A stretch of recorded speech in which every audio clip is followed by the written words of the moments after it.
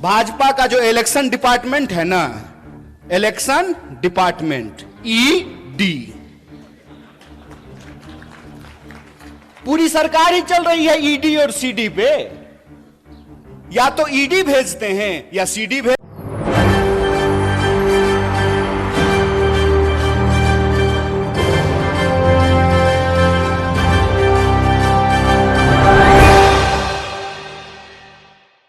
नमस्कार, मैं नाज़मीन खान और आप देख रहे हैं SPN 9 न्यूज। सीडी सीबीआई की कार्यवाही के खिलाफ लगातार विपक्ष अपनी आवाज उठाता हुआ नजर आ रहा है।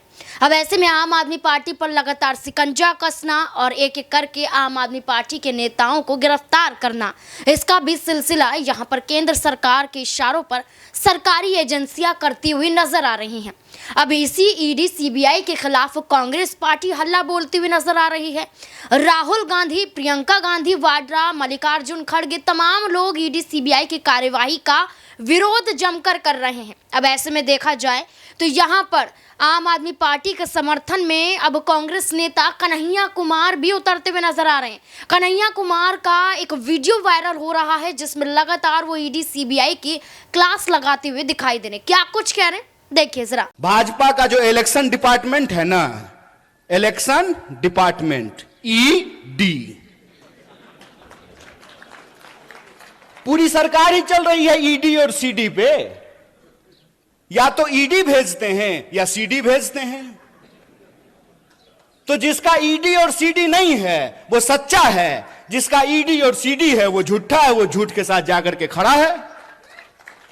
और मैं ये सवाल आपसे पूछता हूं, इसका जवाब आपको अपने आप मिल जाएगा, क्योंकि मैं महसूस करता हूं और मैं ऋणी हूं महात्मा गांधी का, मैं ऋणी हूं पंडित जवाहरलाल नेहरू का, मैं ऋणी हूं डॉक्टर बाबा साहब भीमराव अंबेडकर का, मैं ऋणी हूं सरदार वल्लभ भाई पटेल का, सुभाष चंद्र बोस का, सरोजिनी नायडू का। मैं ऋणी हूं उनका कि वो अंग्रेजों से लड़ करके हमको आजादी दिलाए। मैं ऋणी हूं लाल बहादुर शास्त्री का, मैं ऋणी हूं इंदिरा गांधी का, राजीव गांधी का, कि जो आजादी हमारे पुरखों ने हमको दिलाई, जो आजादी हमको हमारे संविधान ने दिया, उस आजादी को ये लोग बचा करके रखे। इस बात को याद रखिएगा, जब मैं छोटा था तो मैं अपनी दादी से सवाल पूछता था कि दादी ये बताओ, देश जब अंग्रेजों के खिलाफ लड़ रहा था तो दादाजी क्या कर रहे थे? तो मेरी दादी कहती थी, बेटा गरीब लोगों के लिए रोजी रोटी प्राप्त करना आजादी प्राप्त करने से कम नहीं होता है। इस बात को याद रखना। जो साधारण लोग होते हैं अपने रोजी रोटी के लिए संघर्ष कर रहे होते हैं, अपने रोजी रोटी के लिए संघर्ष कर रहे होते हैं, लेकिन देश जब परिवर्तन की ओर उन्मुख हो, देश में जब कोई बदलाव हो रहा हो, तो उस बदलाव में शामिल होना सौभाग्य की बात होती है। मैं अपने सेवा दल के कुछ साथियों को यहां खड़ा देख रहा हूं। आप लोग भारत जोड़ो यात्रा में शामिल हुए हैं। यह सिर्फ वर्तमान की बात नहीं है, यह इतिहास है और यह इस देश का भविष्य तय करने वाला है। इस बात को याद रखिएगा। इस बात में कोई दो राय नहीं है कि दो तरह के विचार के लोग इस देश में रह रहे हैं। एक वो हैं जो इंसान को आपस में बांटना चाहते हैं, एक वो हैं जो नफरत की भाषा बोल रहे हैं, एक वो हैं जो इंसान को आपस में उनकी पहचान के आधार पर लड़ा रहे हैं, एक वो हैं जो इस देश के लोगों का रोजी रोटी छीन करके अपने दोस्तों की तिजोरियों में भर रहे हैं। दूसरी तरफ भारतीय राष्ट्रीय कांग्रेस है, जिसको इस देश के लोगों को जोड़ करके रखना है, उनके बीच में मोहब्बत का पैगाम और संदेशा लेकर के जाना है। उनको इस बात को इंश्योर करना है कि इस देश के भीतर सबके लिए रोजी रोटी का इंतजाम होगा। यह देश सबका है, सिर्फ प्रधानमंत्री के दोस्त का नहीं है। इस बात का हमको संघर्ष करना पड़ेगा। इसीलिए जब आज हमारे सामने दो तरह के विचार है, एक तरफ वो लोग हैं जो नफरत की भाषा बोल रहे हैं, तो दूसरी तरफ हम तमाम लोगों को मोहब्बत की भाषा बोलनी पड़ेगी। एक तरफ वो लोग हैं जो दंगा फैलाने की बात कर रहे हैं, हिंसा करने की बात कर रहे हैं, तो हमको आपस में मिलजुल करके एकजुट होकर के रहने की जरूरत है। और आप लोगों ने देखा होगा, एक सांसद हैं भोपाल की, सुना है कि नहीं सुना है? मैं उनको साध्वी नहीं बोलता हूं, क्योंकि साध्वी की भाषा में ना हिंसा नहीं होती है। जो सन्यासी होता है वो नफरत की बात नहीं करता है।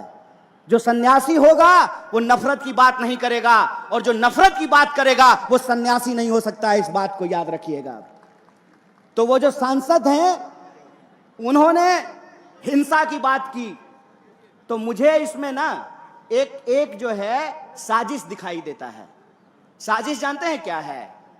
वो सांसद महोदया एक्चुअली जय शाह के पापा का मजाक उड़ा रहे थे। जय शाह के पापा का मजाक कैसे उड़ा रहे थे? देश का गृह मंत्री कौन है? अमित शाह है ना। तो कानून व्यवस्था का पालन करना किसका काम है? अमित शाह का। तो साध्वी ये कह रही थी कि अमित शाह निकम्मा है, इसीलिए अपने घर में चाकू तेज कर लिए, यही कह रही थी ना। उस बयान का यह भी मतलब तो निकाला जा सकता है कि आप इस देश के बहुसंख्यकों को डरा रहे हैं और आप ये बता रहे हैं कि जय शाह का पप्पा किसी काम का नहीं है, इसीलिए अपने घर में चाकू तेज कर लीजिए। यह बात आपको ठीक लगती है? यहां पुलिस के लोग वर्दी पहन करके खड़े हैं। क्या मैडम, हम ही लोग चाकू तेज कर लें तो आप लोग क्या कीजिएगा? उत्तर प्रदेश पुलिस की तरह मुंह से ही ठाई ठाई कीजिएगा?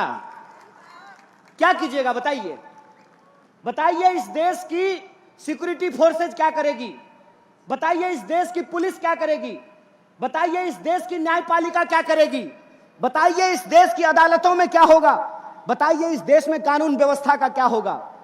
अगर हमको अपने घर में चाकू तेज करना है तो फिर गृह मंत्री किस लिए है? अपने बेटा को बीसीसीआई का सेक्रेटरी बनाने के लिए? किस लिए है गृह मंत्री? किस लिए है रक्षा मंत्री? इस सवाल को अपने मन में पूछिए, और इस सवाल को जब आप अपने मन में पूछेंगे तब आपको समझ में आएगा कि ये नफरत की भाषा क्यों बोली जाती है। ये नफरत की भाषा इसलिए बोली जाती है ताकि हम आपस में लड़ने लगें, और जब हम आपस में लड़ने लगेंगे तो हमारा रेलवे बेच करके अपने दोस्त की तिजोरी में साहब पहुंचा देंगे। साहब ने कहा कि हम ट्रेन के डब्बे में चाय बेचते थे। गुरु, हम आपको चाय बेचते हुए तो नहीं देखे हैं, लेकिन रेलवे बेचते हुए आपको देख रहे हैं। गुरु, हम आपको चाय बेचते हुए तो नहीं देखे हैं, लेकिन बीएसएनएल बेचते हुए देख रहे हैं। गुरु, हम आपको चाय बेचते हुए नहीं देखे हैं, लेकिन एलआईसी बेचते हुए देख रहे हैं। देख रहे हैं कि नहीं देख रहे हैं? कन्हैया कुमार के भाषण में साफ तौर पर नजर आता है कि केंद्र सरकार के खिलाफ कोई भी कार्यवाही नहीं होती। भारतीय जनता पार्टी यहाँ तो निष्पक्ष, यहाँ पर एक तरीके से दूध की धुली हुई दिखाई देती है। यहाँ पर देखा जाए तो कन्हैया कुमार कहते हैं कि देश के प्रधानमंत्री लोकतंत्र की बात करते हैं और उसी लोकतंत्र को खतरे में पहुंचाने का काम वही करते हैं। ये बड़े बड़े दावे कन्हैया कुमार की तरफ से किया जा रहा है कि ईडी सीबीआई की कार्यवाही जब देश के प्रधानमंत्री के खिलाफ करेगी तब हम मानेंगे कि यहाँ पर वो निष्पक्ष रूप से जांच कर रही है।